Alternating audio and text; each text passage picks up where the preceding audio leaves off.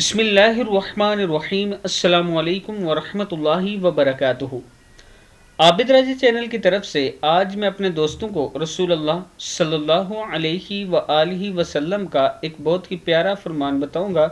اس سے پہلے میں اپنے تمام دوستوں سے گزارش کروں گا کہ اس ویڈیو کو آپ نے آگے ضرور شیئر کرنا ہے۔ تو شروع کرتے ہیں۔ رسول اللہ صلی اللہ علیہ وآلہ وسلم نے فرمایا، حضرت ابو ہریرہ رضی اللہ تعالی عنہ فرماتے ہیں، میں نے رسول اللہ صلی اللہ علیہ وآلہ وسلم کو یہ فرماتے ہوئے سنا ہے، بے شک میری پوری امت معافی کی مستحق ہے، سوائے ان لوگوں کے جو گناہوں کو برسر عام ظاہر کرتے ہیں۔